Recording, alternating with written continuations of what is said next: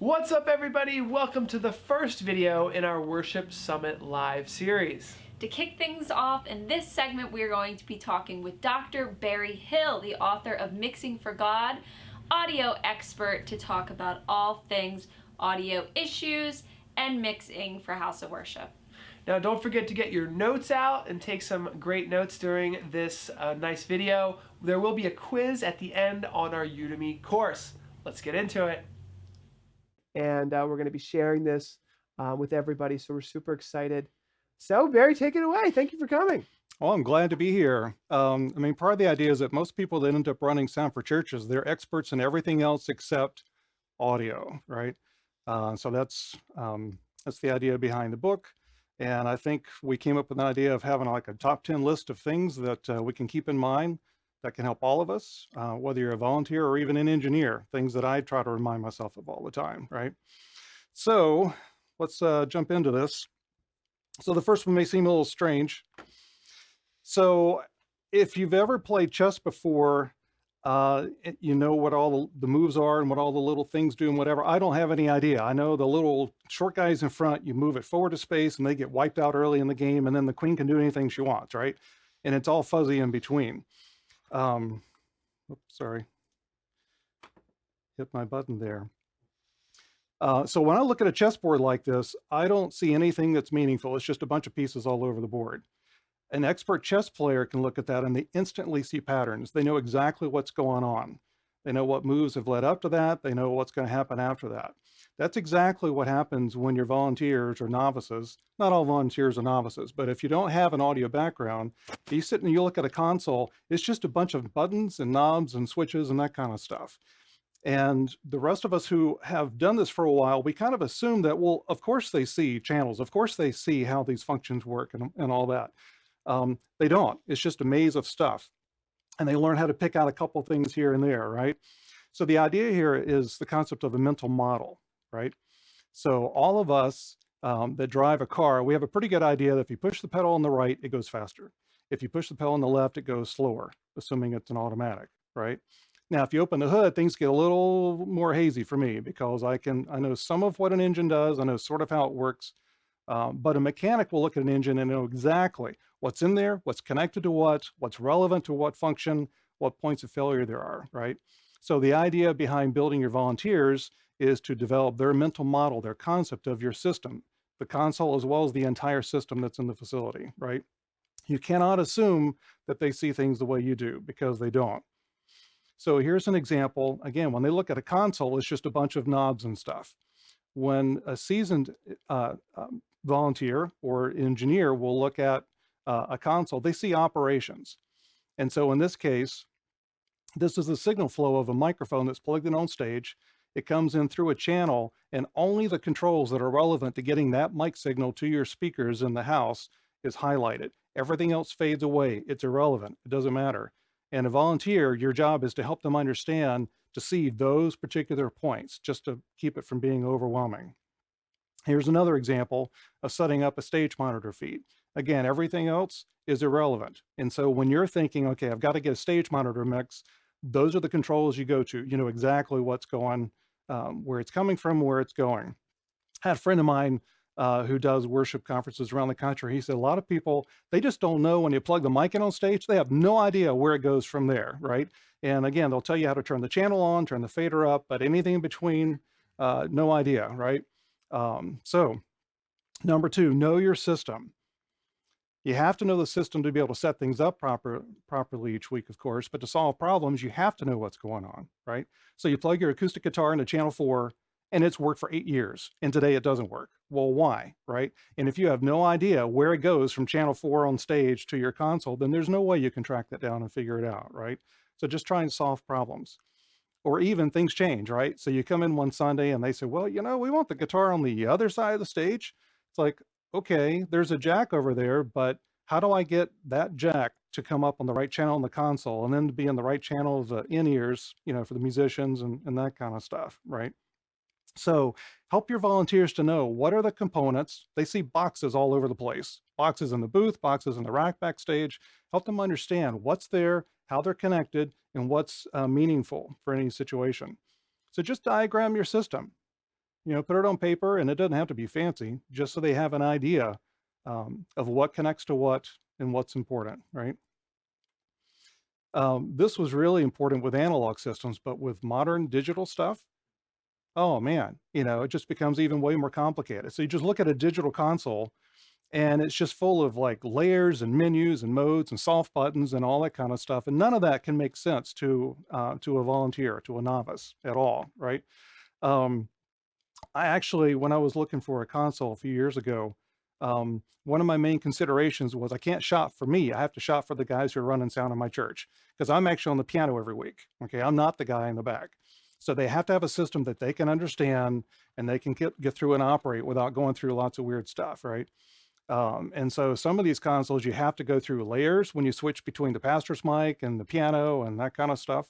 I ended up buying a TF from Yamaha just because I can get 32 faders in front of me and they don't have to do layers or anything like that. It's a real easy, ergonomically laid out console. So again, trying to keep your volunteers in mind, right? And then complications. If anyone uses Dante or any of these kinds of digital networks, with a real console, old kind of console, you have a cable, you plug it in the back of the board and you patch it into a box somewhere. You can physically see where it's going. With Dante, it's just a maze of clicking little checkboxes in software, right? There's no physical way of actually seeing how these things connect together, right? So trying to document stuff and label stuff and find some way to help people understand what does all that mean? Because if my Dante system goes down when I'm not there 1 week, they can't function. They just don't understand that kind of stuff. So it's a challenge, right? So very quickly, as an example, my setup's not that complicated. I've got a Dante console. I've got 2 identical mic preamps. One's on stage, one's in the back amp closet, and we have an Aviom system. It's all Dante powered. So they need to know, how is all that mapped to the console? If I plug a mic in to number 3 of the box on stage, what channel does that actually come up on the console? Because I've got 2 number 3s, right? I've got 1 unit on stage, 1 in the back rack. All my stage boxes, they have XLRs and Cat5s just for flexibility, but that also introduces some complexity because they feed patch bays in the back. So you can route anything you want to wherever you want it to go, but you have to understand what that means, right? So the old days where number 1 on stage automatically just wired into number 1 on the console, we're almost kind of beyond that, right? So again, understanding the system, helping them develop their mental models, right? So again, you can't assume they get it. So several years ago, I had an LS9 and I wanted to run Waves plugins. Who doesn't? How cool is that, right?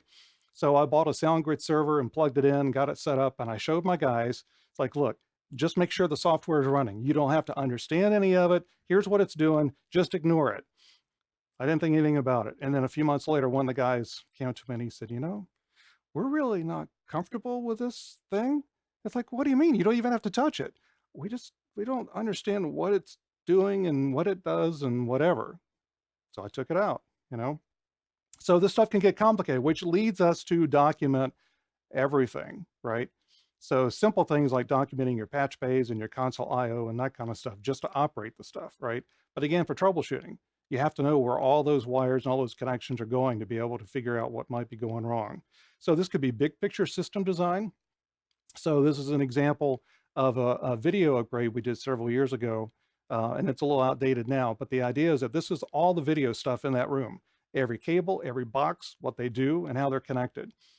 And the only person who understands how a system is put together is the person who actually put it together, right? So as best you can, help the other people get an idea of, again, you've got these boxes scattered all over the room. How are they connected? What happens? What comes, from this box, it goes to that box.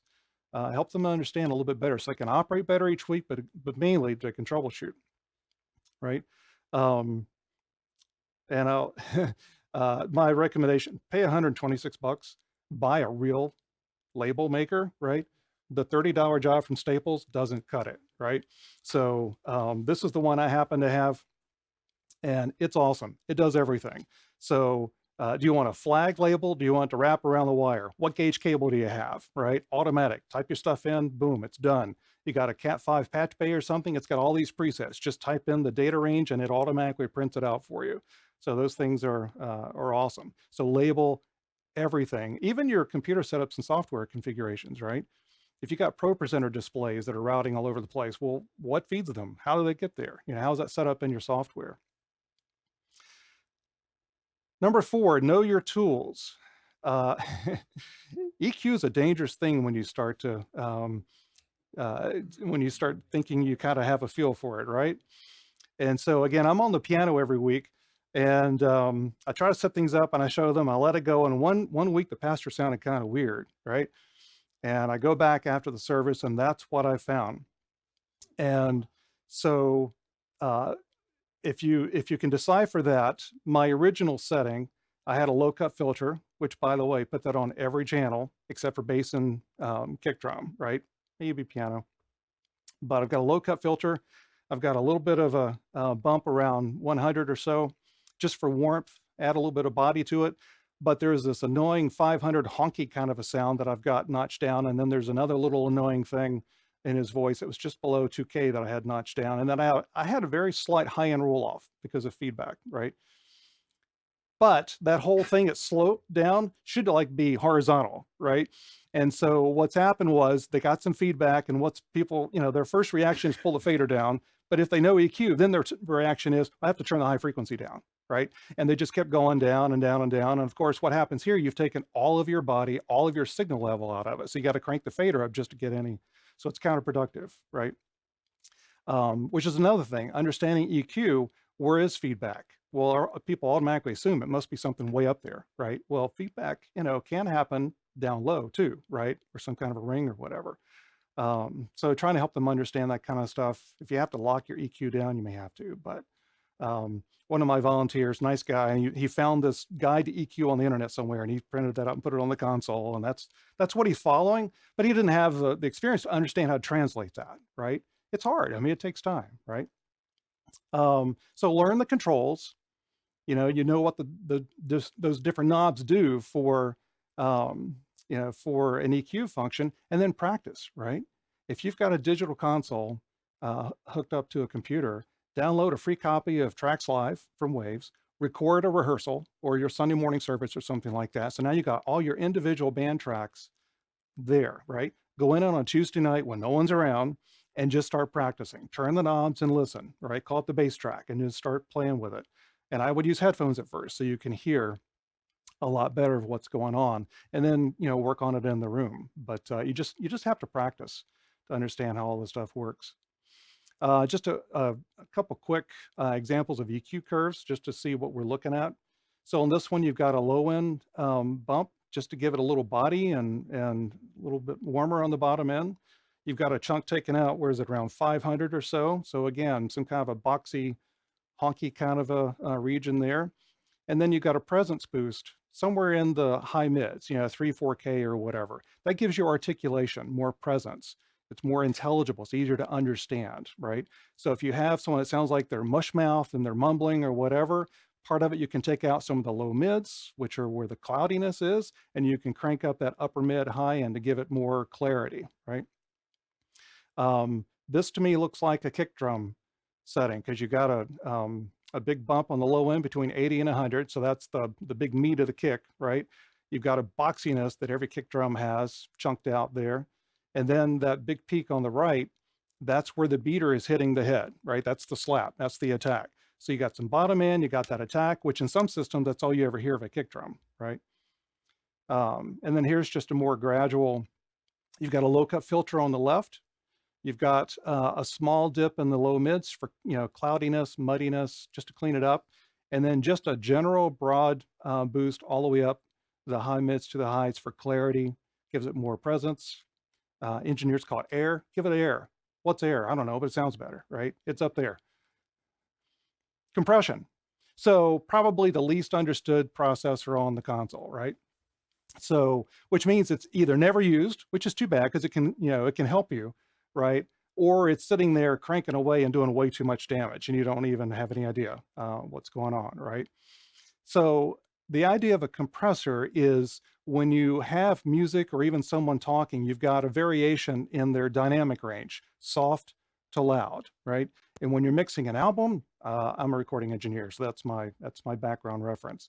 Or you're mixing a show, if you can smooth out those changes between dynamic ranges, you get a more consistent performance, and it's easier to put things together into a mix. You don't have something jumping in and out all the time, right?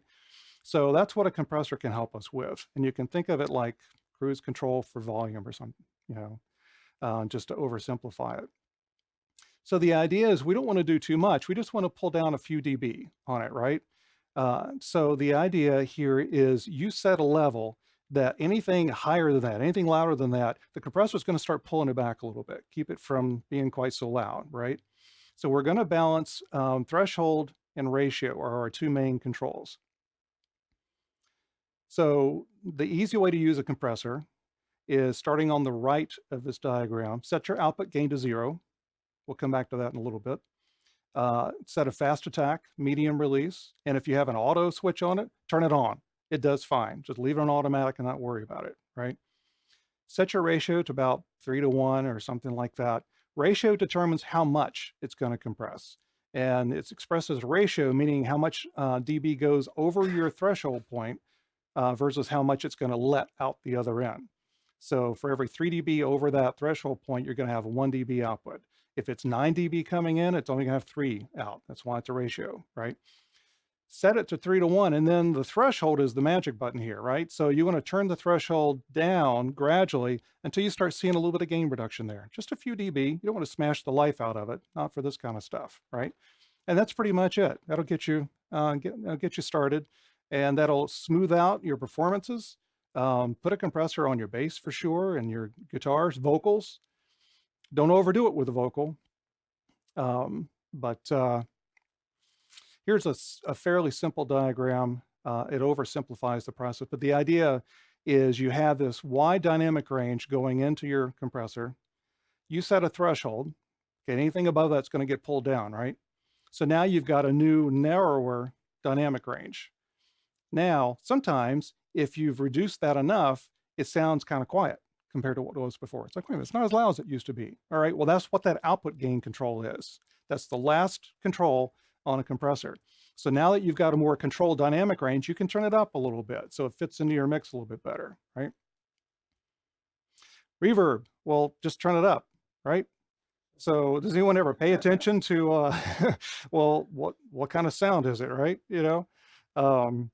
So understand things like, patches and settings, and you can tweak this fairly easily to make it sound a little bit better, right? So if you look at your reverb processor, you'll see things like large hall, small room, cathedral, astrodome, that kind of stuff, right? So you probably don't want the astrodome setting in your sanctuary, right? So those are just replicating these types of environments, right? And not there's not one that you want to that's perfect for everything. You kind of have to tailor it to your room, but pick something that seems appropriate. I like smaller stuff because I don't really want lots of reverb added to anything in our particular room. And then you have these settings, right? And the most important one is RT60 for reverb time. So when you generate reverb in a space, it gradually dies away, right? So if you have a really long reverb time, which some of these larger room settings have long reverb time. So the reverb, it's being triggered, the song keeps going, it keeps generating more and more reverb, but if it takes a long time for it to die away, it becomes a big, huge, muddy mess, right? So dial that back, pull that down to 1.2 seconds, 0.7 seconds, something short, right? And then just, again, experiment with it and be gentle with it, right? So I listened to a show, Christmas show, and it was like a musical performance thing. And when they're just talking, whoever's running sound turned the reverb off, which is great. Okay, it was nice and clear. And as soon as the music kicked in, they turned on the reverb, just hit reverb back on. And it was like way too much, right? So try to be subtle with it. Let's see, understand the routing behind reverb. This can be helpful because reverb doesn't operate like a compressor or an EQ. So if you look at your console channel, there's an EQ on the channel that's operating on that channel. There's a compressor functioning on that signal on that channel. Reverb doesn't exist on every channel, right? So what happens is you're sending copies of your original channels, your original tracks, kick, snare, guitar, vocal, whatever. You're sending that via a bus, an aux in, and that's like a submix. And that submix is then sent to the reverb processor. Then it adds reverb. That's got to come back into the console to go to the mix bus where it blends in with your original dry tracks, right? but the reverb never goes back to the original channel. So even though it seems like you turn the knob up on the snare and you get more reverb on the snare, it's actually not turning reverb up on channel 2, right? It's just adding it later. For some people, it doesn't really matter that much if you understand that, but if you're setting up your console, that's how this is routed. And it's the same concept, whether it's an analog board with an external reverb unit or a signal processor on a digital console. You're still using a send, right? You're turning up some effect send on your channels, and then you pick your reverb effects, whatever you want, and then you control the amount that ends up going into your mix. Levels matter. So help everyone on your team understand what to keep an eye on, right? So as soon as a mic signal comes into your console, it's going through a mic preamp, it's going through a channel fader, it's going through the mix bus, and then you have those amps in the back of the room, right? So you don't want something turned way up on the preamp and then you have to turn the fader way down or whatever, right? So we want to look at gain staging. Guitar guys know this from setting up their stomp boxes and stuff. So you want to balance the levels coming in one device, going into the next. My Yamaha board is really great for us in terms of like the mic pre-level, because it's got a little visual display and you just turn the knob till the little thing kind of bounces in the middle there, right? And that's an optimum input level. And that's great. It helps me, it helps the team. Very easy to use, right? So a couple questions here, understanding levels and even signal flow, right? So you turn down, you look at your levels and you go, oh man, it's way too loud. So you turn down the mic pre, right? Does that affect the levels going to the stage monitors and the headphone mix, right? And the answer is, well, yeah, because the mic preamp is the very first thing that any of this goes through. Everything else is after that. So anything you do to that, everything down the line gets adjusted, right? Helpful to know. Because if you're changing mic pre levels during a service, then you're messing these people up on stage, right? Now the other one, the next question there, what if you turn down the channel fader? Does that affect the monitor mix on stage? And the answer to that, it depends on how it's set up, right? So if you have a digital board running like, Dante or some other digital network that sends everything as a digital signal to your stage and then breaks out into a personal mixer thing, it depends on where that's getting a copy of the signal from each channel, right?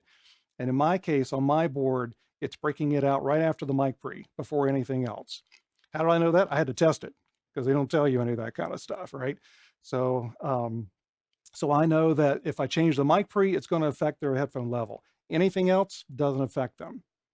If you have a monitor set up like we used to do for decades, and many of us still have some of this, where you're using an aux send, which feeds stage monitors, right?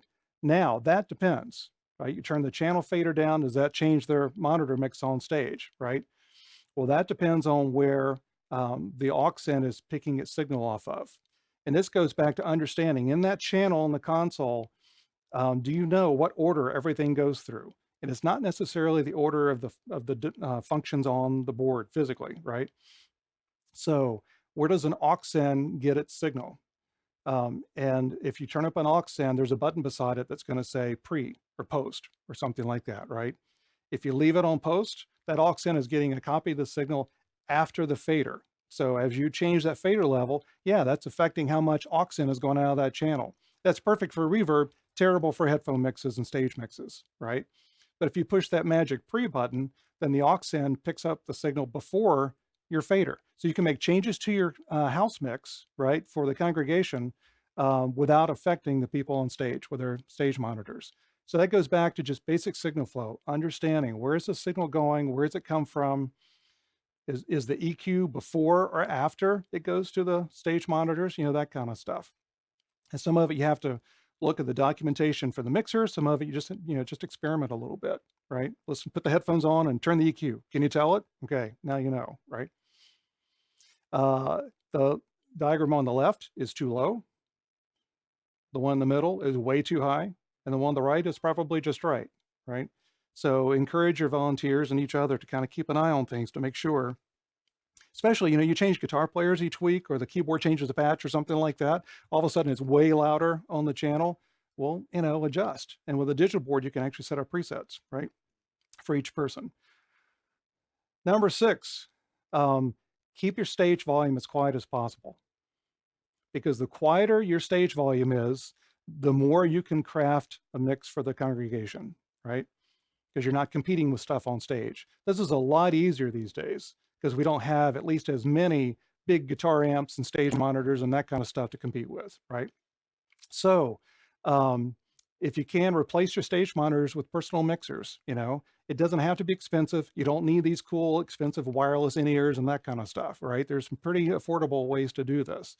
I have an Aviom system. My guys have headphones. They should be headphones that go over the ear to help isolate it, right? You can use in-ears, not Apple earbuds, but for years I used a pair from Shure that were like $100 and they worked pretty well, right? And it works fine. Now I still have one stage monitor for my vocals because it's not worth the hassle and expense to get them converted to in-ears. So, and that's fine, but I've eliminated everything else, which is great, right?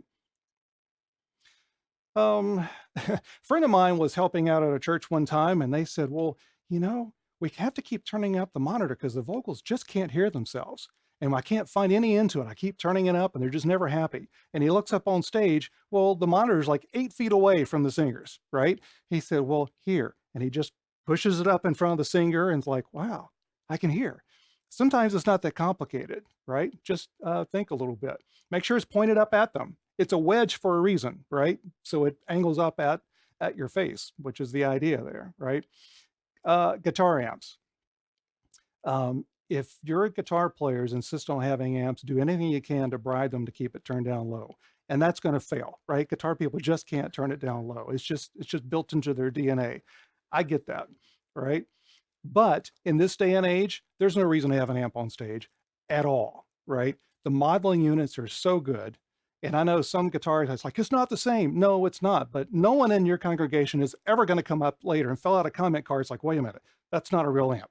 That's just not going to work, So use modeling units. My two guitar guys, they have their pedal boards. They have a built-in direct box. I just plug the mic cable from the unit right into my mic preamp and we're done. There's no sound. It's completely silent up there, right? Except for the strum and the acoustic if you're close enough, right? So easy to do. It's not expensive. Makes a huge, huge difference, right? Drummers. Okay. So yeah, there are people who believe that drums come straight from Satan's toy box, right? I get that. Drums can be done well, right? Ideally, you don't put anything around it. It sounds better if you don't have them caged in, right? But most of us don't have rooms where you can do that, right? It's just too loud. And you can't tell your drummer, just play soft, right? Because it doesn't sound the same, right? If you just barely tap the drum, it just sounds like, it's awful, right? So what do? Most of us end up putting shields and stuff. You can do it where it's decent. The problem is when you put shields up around a drum set, now you've got these hard surfaces reflecting your drum sounds back into your mics, right? And pizza ready? That's okay. And so you've got these reflections back into your mics, which doesn't sound all that great. It doesn't look all that good. None of these drum shields look really nice. You know what I mean? Unless you custom build your own, which I'm tempted to do one of these days, right? But you can do it decently. So I'll show you a photo in a minute here. What I have inside my shields, I've got layers of acoustic foam to help knock down some of the reflections and the low frequencies that are going on inside. It doesn't go all the way to the top of the shield because that will look terrible and you can't see the drummer's face, right? And they have to have their face seen. That's just the way it is, right? But that does a lot to control the reflections inside that cage, essentially, right? The back of the thing is a problem because you have to have it open in the back so they can crawl into this thing, right? And usually drum sets are put closer to a back wall. Most people don't put their drum right front and center, at least where I've seen. So what happens is if you've got the back of the drum set open, they whack a snare, it bounces off the back wall behind them, ricochets out into the room, and it's obvious to hear, right? So you have to do something about that. Over the top, of course, it's going to sail over the top. That's why some people build a little roof over their thing, My shields are only 4 feet high, so I have a little bit of a problem with that. And then I put the whole kit on this Auralex hover mat. Our stage is a raised stage. It's a hollow floor underneath, right? It's just framework underneath. You put a kick drum on that and hit it, and the whole stage just rumbles. It sets the whole thing in oscillation, right? So what do you do with that? So I'm trying to isolate the kick drum from the actual floor surface itself. So Orlex makes this product. It looks like a drum carpet, which it is, but inside it's got the sound block material that helps isolate those low frequencies so they don't get transmitted directly to the floor surface. Made a big difference. It wasn't that expensive, So I was pretty happy with it. So let me show you a couple photos. If you can see, the one on the left is just a front shot of the drum set. And again, it's not all that incredibly attractive. None of these things look all that great, right? Unless you put some carpentry work into it. From the congregation, it actually looks pretty good. It just looks dark up there because of the lighting. Well, half our stage lights are probably out by now, right? I think it's time to get the lift. But I've got the acoustic foam. It's just Sonex foam along the bottom half. And the photo on the right, you can see a different shot of that, right, from overhead. And all the congregation sees is just a dark thing around the bottom, so it doesn't look all that bad. On the wall behind, that's more Sonex foam just glued to the wall. And it blends in well enough. Again, it doesn't stick out. It looks pretty good in our particular situation. And that stopped that ricocheting off the back wall and out into the congregation. Made a huge difference, right? Easy to do, fairly cheap to do. It works okay. So yeah, you can deal with your drummers and encourage them to go ahead and play. They need to be able to play, right? Now, I had a guy years ago, it was only there for like a few weeks, and he just beat him to death. I mean, that was just, he wasn't a refined drummer. So it really helps if you have a professional drummer, because they know how to dig the stick in and know how to get the sound and lay off without it just sounding like you're just, beating it to death, right? But let's see, how are we doing on time here? You okay? Yeah, we can give everyone a chance to ask some questions. Okay, all right. Okay, all right. I know I'm talking a whole lot here. Let's see, number 7. These last few are just kind of big picture things. This is not hard. This is free. You just have to do it, right? A late mic cue just drives me up the wall. There's no reason for it. Someone starts to talk and all of a sudden the mic comes on. It's like, come on, man, get off your phone. Watch what's going on. Or if they're getting ready to pick up a mic, like a wireless handheld or something, don't turn it on yet, right? Wait till it's up and then turn it on before they start to talk and that kind of stuff. Just pay attention. That's all you need.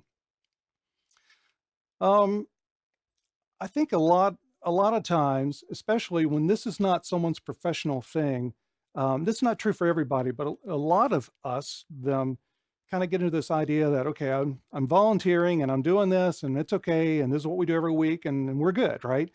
And then there are a lot of people that they're just not wired or know to pay attention and notice things that are going on, right? They show up and they do their thing and they're happy to do their thing and they're excited about it. And they don't even notice that you've got a bunch of mic stands kind of stacked over to the side from last week that looks terrible, right? Doesn't bother them, right?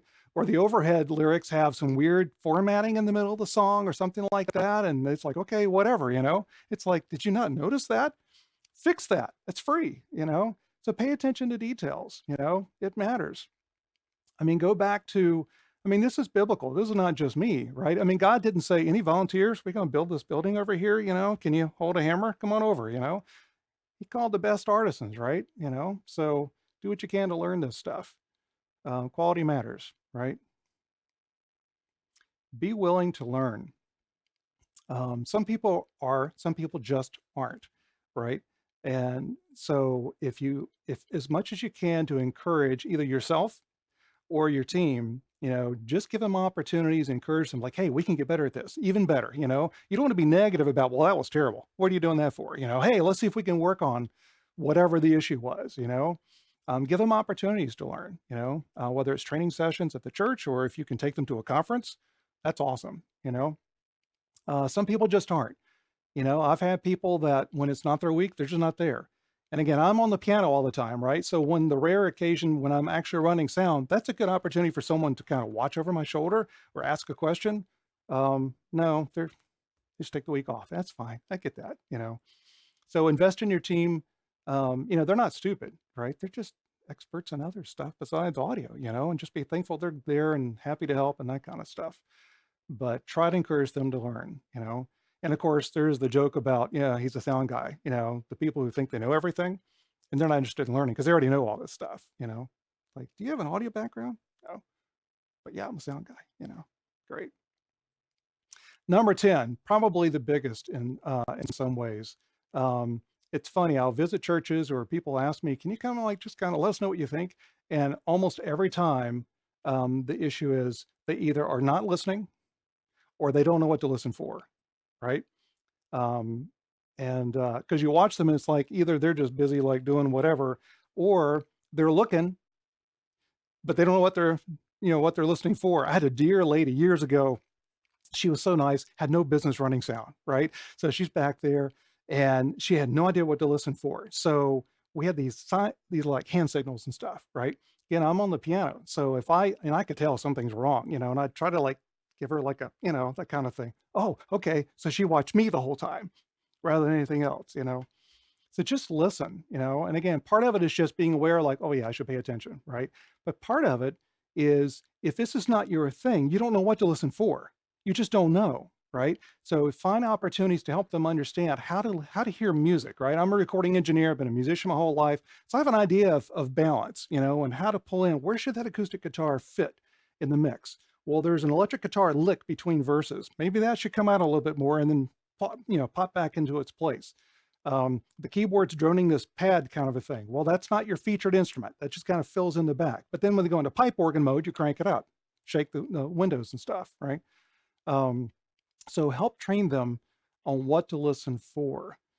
So listen to music, understand. I mean, some people don't even know. If you talk about, well, that alto part's missing. They don't know what an alto is. Don't even know that might be a saxophone instead. They just don't know the word alto, right? So just help guide them. Listen to a lot of music, and don't just put it on while you're mowing the yard or something. Listen to music and then try to see if you can hear. So what kind of balance do they have here? Where are those vocals? Where is all that other stuff, right? To give you some idea of what to do. So anyhow, that's it. Comments, questions? Does anyone want to ask a question? Over here. We have a microphone here that we can pass around.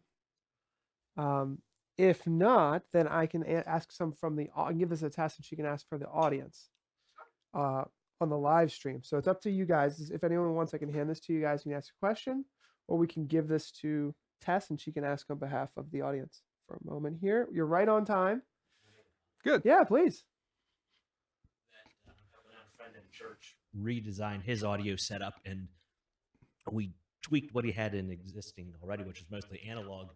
And the next Sunday, a parishioner came up and said an old guy has the in-ear hearing system, the assistants, and he goes, "We could finally hear the minister. So one of your listening is not just the room and the hallway and the nursery, but anywhere sound is going." Well, and So usually the way that mix. exactly, and a lot of times the way we'll set that up is you've got your house mix with your faders, but we use aux ends to create separate submixes for the nursery, for the foyer, or whatever the deal is, the hearing assisted system. And then too often we forget about it. We kind of set it up and it's like, oh yeah, 6 months have gone by. It's like, have we changed something since then? Yeah, I think so. We should probably check. Does that speaker actually work back there? So get out and walk around, and then with today's consoles, you get your tablet out that you can remote control your thing, go out there and adjust the mix while you're standing there. It's awesome. But yeah, please don't forget these people, because it's easy to, right? Because we hear everything that's going on and they're suffering. A lot of times they won't say anything, they don't know who to talk to or whatever. It's like, how can you come to church every week and not hear the sermon? Yikes. I feel terrible. Sorry, Maybe we could tell people a little bit about the book. Oh yeah. Oh, sorry. There's a question here. Mm-hmm. Here. We are talking about going to in-ears. We have at times up to 9 singing. Yeah. What would you recommend to start with on a lower budget? Just the singers or your band or The okay. singers right now. Okay. Does your band use anything in We're particular? not or- right now running tracks. Okay, gotcha. Yep, I've been there too. So yep, gotcha.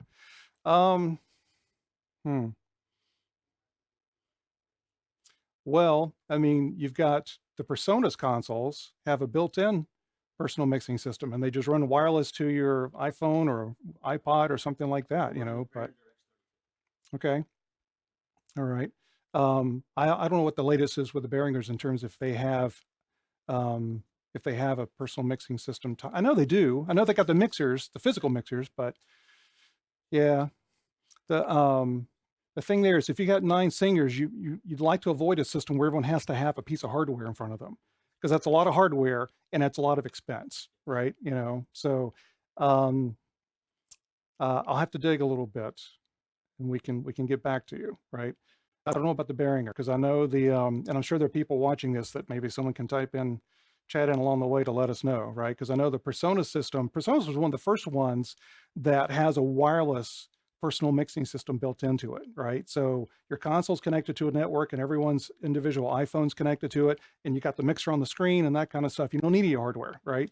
So you plug your in-ear, basically earbuds, right into the jack on your phone. Of course, you can't do that anymore with an Apple phone, can you? You know, things get more complicated all the time, right? So that's so there's more and more of that out there for sure. So yeah, we'll dig into that and see what specific examples out there.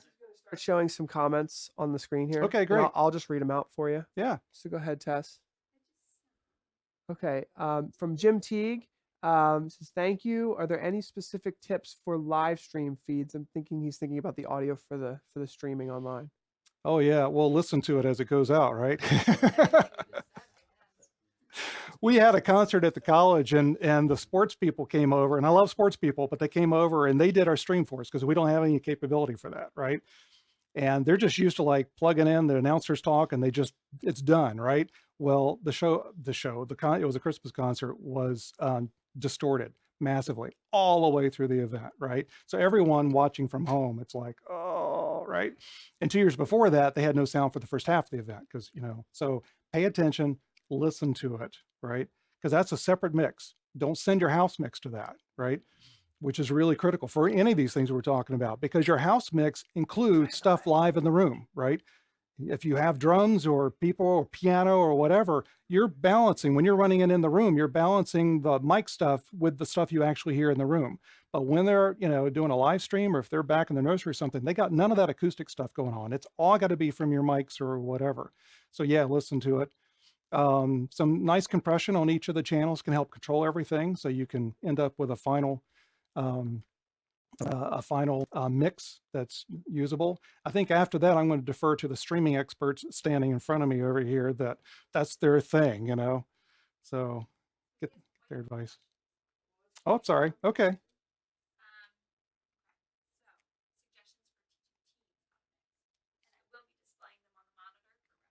Okay, so suggestions. What are some suggestions for teaching teams how to mix? So I would either find some multitracks, like you can go to multitracks.com and that kind of stuff, right? Or record your band if you got it, whatever, and just go in, you know, from time to time when there's nothing going on, and just practice, right? So the team leader can call up a song and start running it, and then here's a balance, and then every so often, you know, change something and see if they can tell. It's like, okay, what's missing, you know, or what's too loud or whatever. So you're gradually helping them, target them to hear a balance between, are these vocals at a pretty good level or are they too low? Yeah, I have a hard time hearing them and understanding them. Well, it's probably a little too low, right? So at least just basic balance things. So just go in the room and just start running through some tracks, help them troubleshoot. Don't just say, here, do this and then leave, right? Set something up, let them comment on it, see if they can tell, you know, what might be wrong. Introduce some problems. Intentionally leave the bass off. Like, okay, so tell me what you hear. Oh, well, sounds good. You know, we missing something? Or turn the drums off or something like that, right? So don't overwhelm everybody, right? It's a step at a time. Basic things. I think balance. Basic stuff, you want to hear your vocals on a Sunday morning, right? I'm a musician, but the vocals are more important than me, I have to admit, right? So make sure that's there. And then gradually go into a little bit more detail, right? Musician balance. Again, like guitar fills and things like that. And then you can start working on things like, you know, EQ. Okay, what happens when you get feedback and whatnot? So it's got to be hands-on. You need someone who kind of knows what they're doing and just kind of guide them through. But you can't do it all at once. And keep in mind, you know, their mental model is not formed yet. It's really inaccurate. It's really sparse at this point in time. And they're just trying to put pieces together, right? So just help them. Big picture, step at a time. It's a long, long haul, but it's worth the investment for sure. Roberto is using Dante. I lost it. What do you recommend to route audio for recording and streaming using Dante? We have an X32. Do you recommend treating the stream as one mix? To treat the mix as one. I know that's what that says at the end. So are we talking about, do we want to create one mix and then record it and stream it using the same mix? They're coming in so fast that I keep losing my. Yeah. Well, good. Well, yeah. Do you recommend to treat great. the mix as one? I assume he's recording and streaming. I think in that case, if you just want a recording of your service, yeah, I mean, that's fine. You're setting up a really nice mix for the stream. Okay. So it's mixed. It's, hopefully you got some compression in there. So it'll fit through the pipeline, right, of your whole streaming process there. So yeah, you could record that. Of course, with Dante, it's easy. You just click the button and route it to whatever it depends on what you're recording to, right? That's assuming we're just recording a stereo mix, right? Mm-hmm. If you're recording, if you want to record multi-channel and that kind of stuff, that's a different thing, right? Because you're not sending multi-channel stuff out for your stream, right? It's a final stereo mix. So if you want to record individual tracks, that's a separate. It goes back to that Waves Live thing we talked about. I mean, Tracks Live. It's just one example. Any DAW, if you have any kind of a DAW on a computer setup with it. I hope we got that one. Yeah. Sorry, call me back. We have a few questions regarding drums and integrating get rid of them. Drums into your system because I know one question was, can you mic drums? And this one says, what if a drum machine is being used on the sound system? Yeah, the question, can you mic drums? Yeah, you have to. Well, it depends on the room, should right? you? Perhaps it was. Yeah, well, that's a good question actually, and it kind of depends on the size of the room. If you're not sending the signal out of the room, don't add stuff you don't need.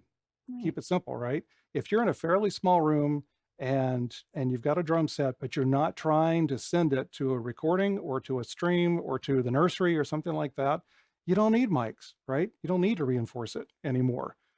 If you're in a slightly bigger room where you want the drums to come in and get there is a difference between the drums playing over there and then your speakers are up here with everything else, right? So it's nice to mic your drums and then blend them in with everything coming through your PA system, right? So that would be good for sure. Yeah.